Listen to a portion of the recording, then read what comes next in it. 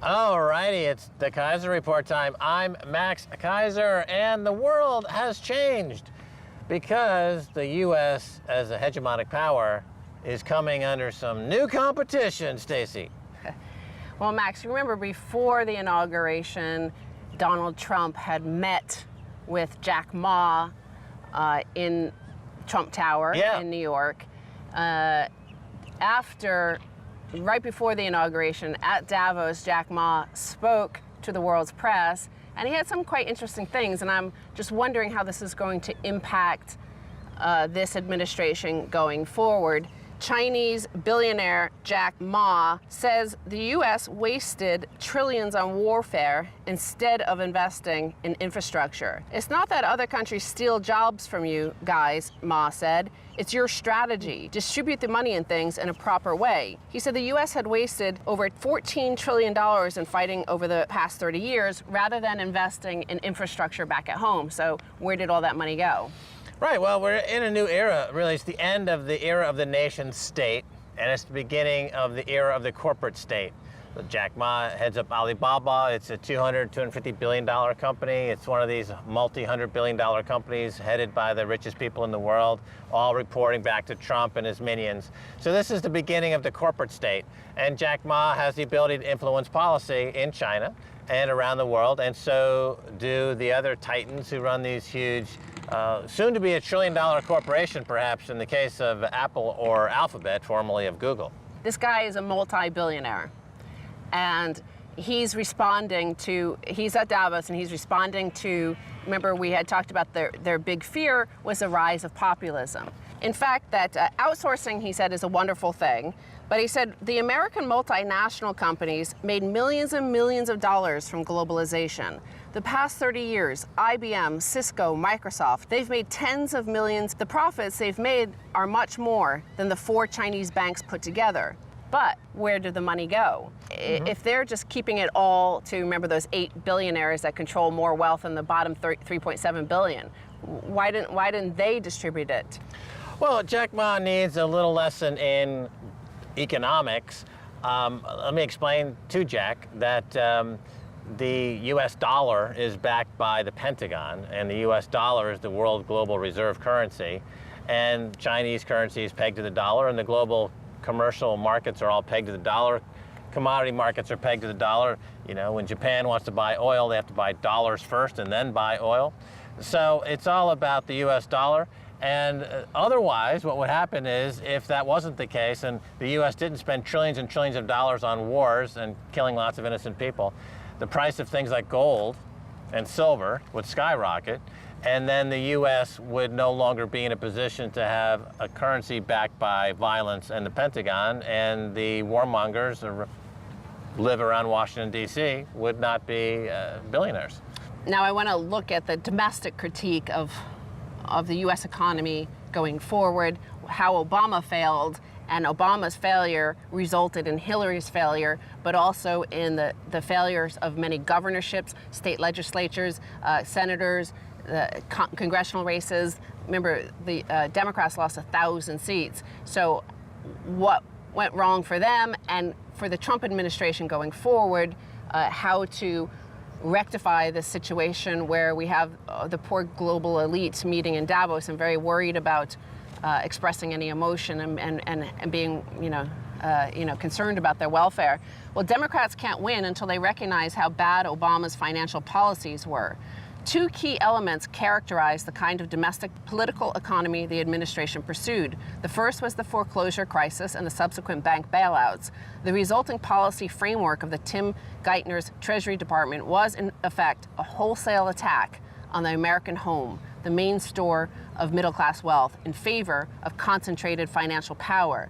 The second was the administration's pro-monopoly policies, which crushed the rural areas that in 2016 lost voter turnout and swung to Donald Trump. So pro-monopoly positions and anti-homeowner positions in terms of when the bank bailouts came. Timothy Geithner, and in testimony to Congress, said that basically we need to foam the runway for these bankers, and we can only save one of them. We can't do both. We can't bail out the banks and save home mortgage holders. So we can only do one, and they chose to bail out the banks. Right. We said it at the time that Obama had a choice. He could have bailed out the debtors or bailed out the creditors being the banks. And when he bailed out the creditors instead of the debtors, what repudiated 2,000 years of history, always the debtors are bailed out, never the creditors, he sowed the seeds of his legacy being washed away with Trump and for Hillary's loss. But instead, for some reason, the Democrats and the social justice warriors felt that their moonshot, their greatest accomplishment, their reason to be in existence was to sew a penis onto a woman, and somehow that was going to be their legacy and what they will be remembered for. Unfortunately, it didn't work out that way. So again, this is in the Washington Post. It's Matt Stoller, and what he says is, 58% at the time in 2009, 58% of Americans wanted mortgage holders to be bailed out. They did not want the banks to be bailed out. Instead, Obama chose to bail out the banks. All right. Now, the banks made loans knowingly, fraudulently, and knowing that they had a very little possibility of ever being repaid back. Remember, they made loans to people that had no income, no jobs, no assets, because they knew, like we saw during the savings and loan crisis, that eventually the government would bail them out. The key player probably in all this demise of, well, it's two people, of Hillary Clinton. The demise of Hillary Clinton would be Larry Summers, who Obama simply deferred to Larry Summers' judgment in 2008, and that was the beginning of his end, Hillary too, and Paul Krugman, who's now been exposed as a charlatan, the economics journalist pundit over there at the New York Times, completely worthless. So again, 58% wanted mortgage holders bailed out. Cut to last year at this time, and fewer than 4 in 10 Americans, fewer than 40% of Americans were happy with Obama's economic policies. And that was his all-time high. They were against his economic policies. We know it's the economy, stupid, when it comes to the votes.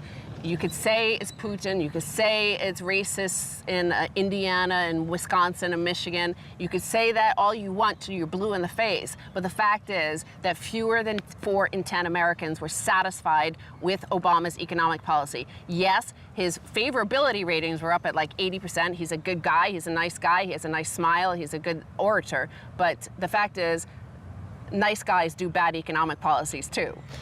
I try to tell people, if the Hillary and the Obama camp were listening, when I would say on hundreds and hundreds of times on innumerable domestic and global TV outlets that these guys who ran J.P. Morgan, Goldman Sachs, and the central banks were terrorists, that was not just a turn of phrase. That was an accurate depiction of what they do. America's been terrorized. Their wealth has been terrorized by terrorists. Because the people didn't say, hey, wait a minute, you shouldn't call these guys terrorists, that was your tip-off.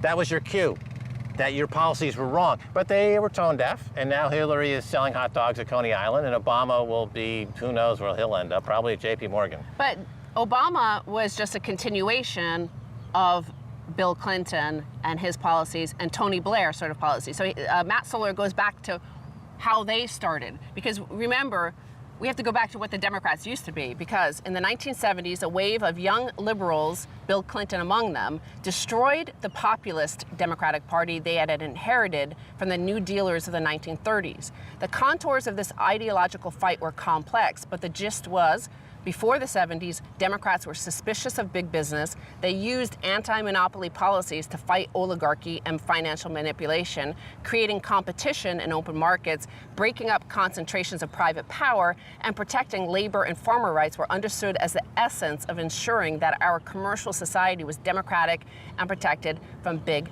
money. However, Bill Clinton's generation, he says, believed that concentration of financial power could be virtuous.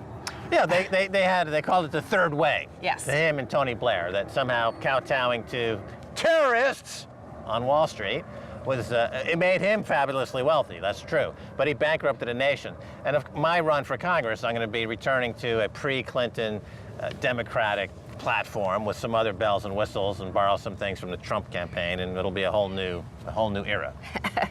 So again, well, Matt Stoller brings it back to your point about these culture wars, because remember, the culture wars used to be the Republicans obsessed with cultural issues, primarily abortion. Now it's the Democrats who are obsessed with culture issues, primarily transgender bathrooms. So here he says, yes, we've made great strides in cultural and social fabric of our life. Good for women, good for LGBT and all that sort of stuff. But he says, while our culture has become more tolerant over the past 40 years, power in our society has once again been concentrated in the hands of a small group of billionaires. You can see this everywhere if you look. Warren Buffett, who campaigned with Hillary Clinton, recently purchased chunks of the remaining consolidated airlines, which have the power not only to charge you to use the overhead bin, but also to kill cities simply by choosing to fly elsewhere.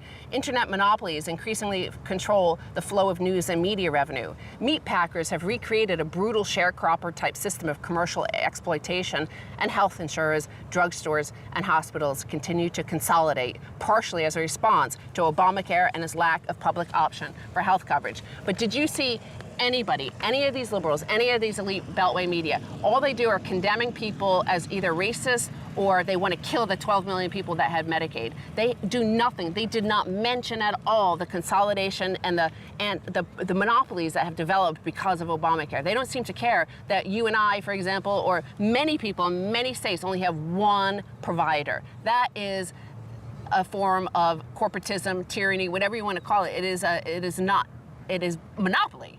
Well, what the social justice warriors missed was that in seeking more freedom to pursue alternative lifestyles, gender lifestyles, etc., they're mimicking what we've seen in Europe for many years. In Europe, there's a lot of sexual freedom because it's the only freedom left for people that are under the thumb of monarchy, aristocrats, and oligarchs. So they only have really sexual freedom to express any freedom at all. And people go to Europe and they say, wow, people are so free here. They can walk around naked, they have sex in the park, there's all kinds of things going on. Yes, that's true, but they don't have any economic freedom. So this is how they express their freedom. In America, up until recently, there was economic freedom. You could start a business relatively unimpeded and get frickin' rich. But now with the Clintons and the Obamas and this new corpocracy in place, that's been erased, and so people are, like Europeans, seeking freedom through sexual freedom.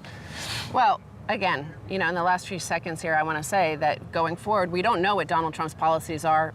He's brought outsiders and swamp creatures in. We don't know how he's going to rejig it, but we do know for a fact that the people of the United States are not happy with the economy. They're not happy with the continuation of these pro-monopoly policies. So hopefully those monopolies will be busted. It could be the best of both worlds, both economic freedom and peeing prostitutes on plenty. So stay tuned for the second half. A whole lot more.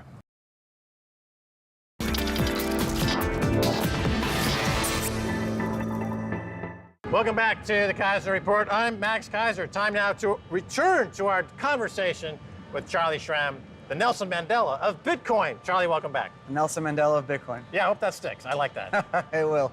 All righty. So the company that you're creating now is Intellisys is the name of the company? Yes, sir. Okay. And the project, we talked a little bit about it already. You're taking a roll-up play, you're taking waste projects, you're putting them on a blockchain, you're tokenizing them, you're going to pass dividends directly through. It's a use of a smart contract. Yep. It's, when Bitcoin started 8 years ago, you're one of the very first adopters, and this is what people dreamed about as a possibility, and now, 8 years later, these things are coming to fruition my question is, despite the fact that as Bitcoin has gone through things like the Mt. Gox catastrophe, et cetera, it still survived, and the dream is being realized. Is that a fair characterization, Charlie Shrem? Yes, sir. It's like when you're a baby, you're an infant, you touch your finger on the stove and you burn your finger. It's the same thing with Bitcoin. They're gonna have its infant years. I think Bitcoin is now in its more university years, and it's figured out who it is, and now it's like, how do we do it now?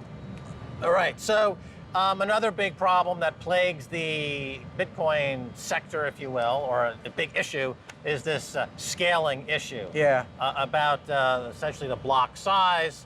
And can you talk about this? Because we've had a few opinions from a few folks on both sides of this debate.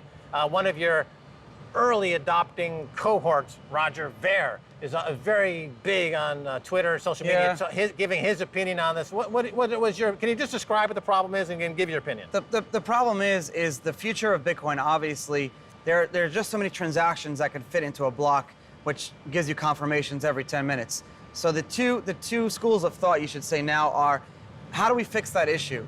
Do we just allow for bigger blocks and do a Bitcoin hard fork, which is dangerous, or do we kind of dip our toes in the water and have a soft fork, get segregated witness in, and see what the socioeconomics effects are of bigger blocks? Because we just don't know. I agree that we need bigger blocks and we need to have more transactions faster because Bitcoin needs to scale. It's like we need to make that pipe bigger. The question is, do we expand the existing pipe, or do we just, while we're using the plumbing, just put new pipes in and there's potential of breaking it? That's where it comes down to. Yeah, it seems the price keeps on going higher, and more importantly, the transactions on an hourly and daily basis keep going higher. It's crazy. In an almost exponential way. As Bitcoin hasn't really reached yet that hockey stick moment people talk about in the tech industry, where it just goes ballistic on the upside. Would you agree with that? And if so, is that point coming, and when will it come? It's definitely not even hit close to that point yet. We're probably going to see a price in a few thousands of dollars in the next year or two. But I mean, I tell people that I'm 27. By the time I want to retire around 50, if you're holding 10 Bitcoin, that'll be enough to retire on. Wow. You're going to see Bitcoin in the tens, if not hundreds of thousands of dollars. Will we start to see Bitcoin Or quoted? it'll die completely. Yeah, will it, what? Or it's either, Bitcoin is built to appreciate or die. That's how it is. It has to continue to grow. If it doesn't grow, then it's just going to go away. And I don't think we'll see that happen. Well, we know that the supply is limited. Supply is limited. And the reward size keeps diminishing. Yep. So this is, it's a deflationary currency. Yep. And a lot of people argue that, well, you need the ability to print money all the time.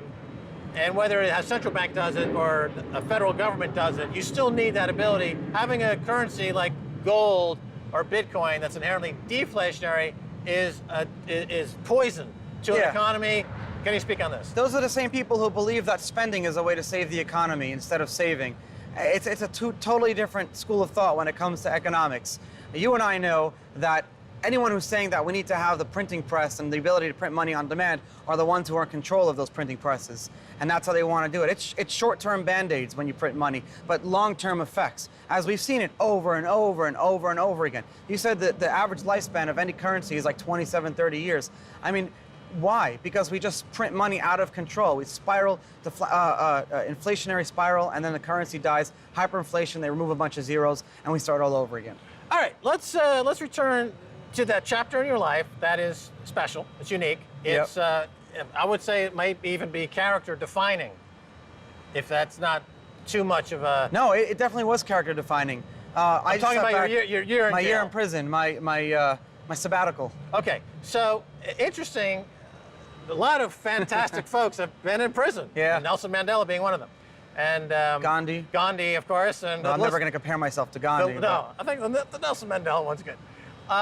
Let's talk about the economics inside prison, because there is. I remember Mark Faber wrote a book about talking how cigarettes, the economy of cigarettes in prison. You've observed your own economic trends in prison. It's very fascinating. Can you talk a little bit about it? So the new prison currency is the mackerel, and it's no longer cigarettes. They've outlawed cigarettes since 2004. But just going back to your other question with mackerel, it's a finite supply. The amount of new mackerel that can come into the system every day is preset.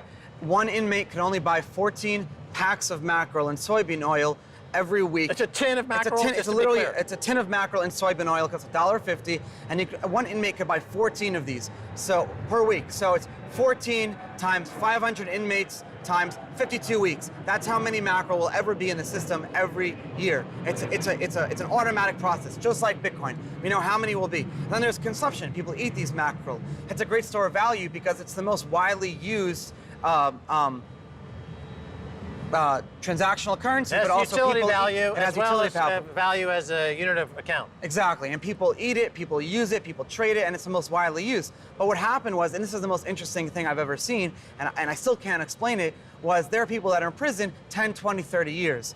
The shelf life of a mackerel is only 3 years. After that, you can't eat it anymore. It expires. But people are still using it as a store of value. They're still using it as their bank account. People are hoarding 10, 20, 30, hundreds of these mackerel. and they expire. But what I saw happen is a new secondary currency appeared called the money Mac. And these money Macs were expired mackerel. You couldn't eat them anymore. But what happened was people were still trading them, and they had a value. They weren't $1.50, they were $1. And they were actually currency exchangers that were trading 2 money Macs for an eating Mac. And people would have different fees, and they charge, okay, I'll sell you a cold soda, it's 2 money Macs or 1 eating Mac. And it still had value. Why? Because people were using it. And people agreed that it would have value, and people had faith it would have value in the future. But what happened one day? Because you can't really counterfeit a tin of mackerel, even though you can't use it anymore. It's not something you can use in the You can't shop. really counterfeit it. You can't counterfeit it. And like a cowrie shell from agricultural man was used as a unit of account in this way. So you're observing how money develops in a society on its own accord without anyone actually Manipulation creating a bank or creating a law of economics. And it worked. There's a need for exchange. Yep, there's a need for exchange. People like to trade.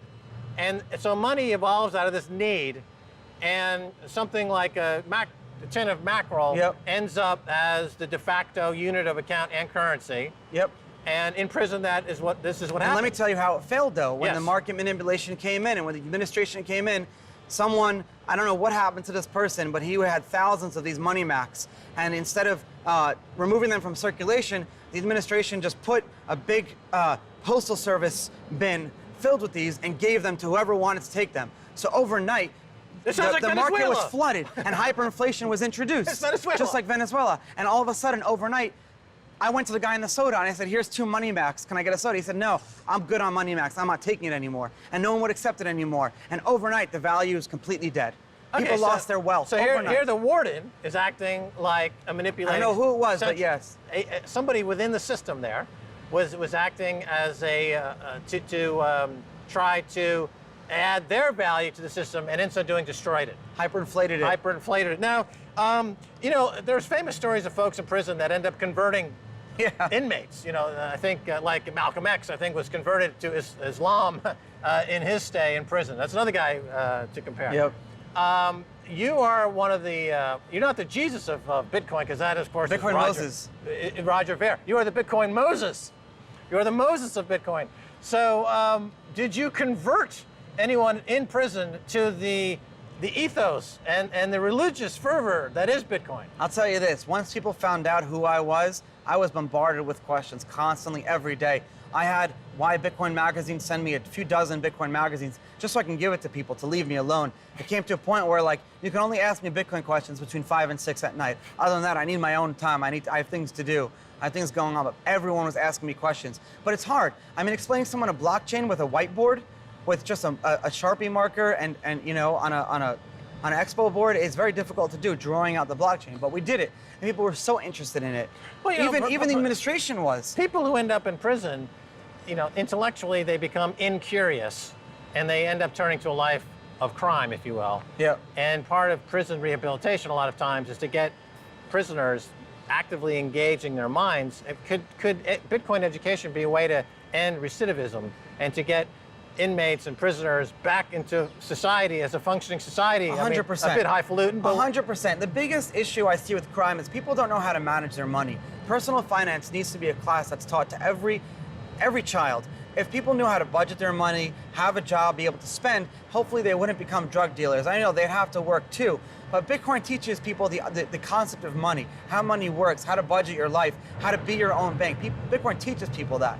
I explain to people that if you had a job and you were making $10 to $15 an hour and you budgeted it the right way, if you limited the amount of hours you went out to eat, or instead of you buying a crazy Maserati with chrome rims and things like that, and you focus it on savings account instead, you can not need to go back to the life of crime. People understood that. A lot of people I spoke to, I helped them. I said, okay, you're getting out next month. You're not going to go back to be a drug dealer. You're a good car mechanic. This is how much money you need to make per month. If you make this amount of money per month and you're a really damn good car mechanic, this is what you're going to do. You're going to become a high-class car mechanic and fix people's high-class. You're going to be a concierge mechanic. I told this one guy. And we budgeted out his whole life. I said, if you make this amount of money every week, you'll make more money than you did selling drugs. The magic sometimes with Bitcoin is when somebody comes along and they deposit some in a personal wallet, and now you own it, and you're like, I got to find out about it. Somebody just gave me this what is gift. this? What is it?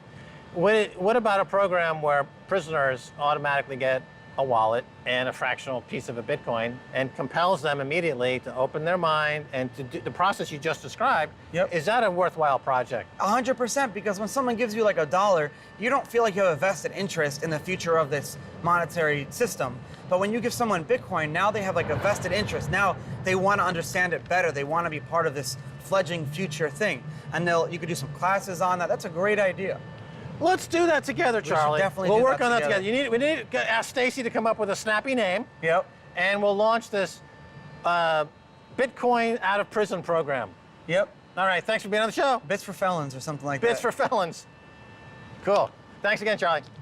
Thank you. That's going to do it for this edition of the Keiser Report with me, Max Keiser, and Stacy Herbert. I'd like to thank our guest, Charlie Schramm. His new company is called Intellisys. If you want to reach us on Twitter, it's Keiser Report. Until next time, bye, y'all.